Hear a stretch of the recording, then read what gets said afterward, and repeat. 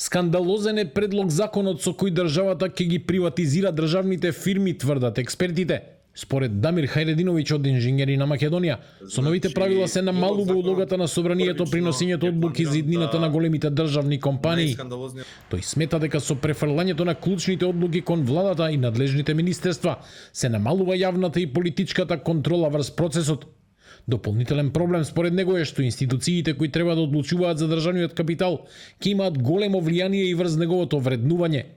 Токму во таквата поставеност, Хајрединовиќ го гледа неголемиот ризик, можноста државни гиганти да станат предмет на сделки под услови што не би биле во интерес на државата.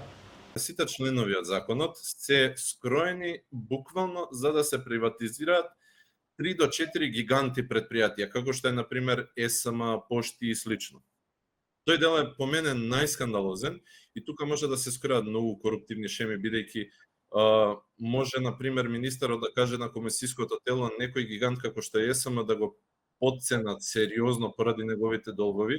Дури мислам дека и огромен дел од јавните предпријатија се бутаат во долгови баш поради тоа што треба да се проценат пониско што можат тие предпријатија да бидат проценети и потоа тие предпријатија да бидат приватизирани од страна на луѓе, тоест од страна на други фирми за некои прениски цени.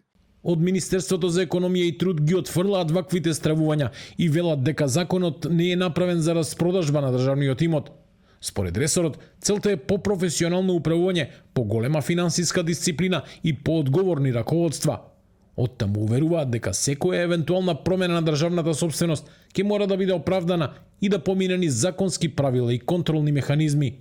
Дури и кога ќе се преиспитува оправданоста на државното учество, тоа ќе се прави врз основа на законски утврдени критериуми, а не по политичка одлука. Исто така, законот воспоставува низа корпоративни надзорни механизми. Надзорните одбори имаат обврска да обезбедат политики за управување со ризици. Трансакциите со поврзани лица се регулирани со посебни правила и објаснувања.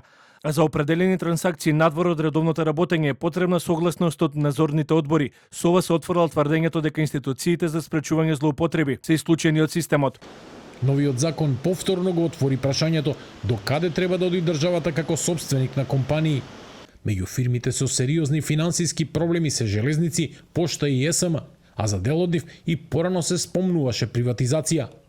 3 децении по приватизацијата од 90-тите останува дилемата дали новите правила ќе донесат подобро управување или ќе отворат пат дел од државните компании да ја сменат собственоста.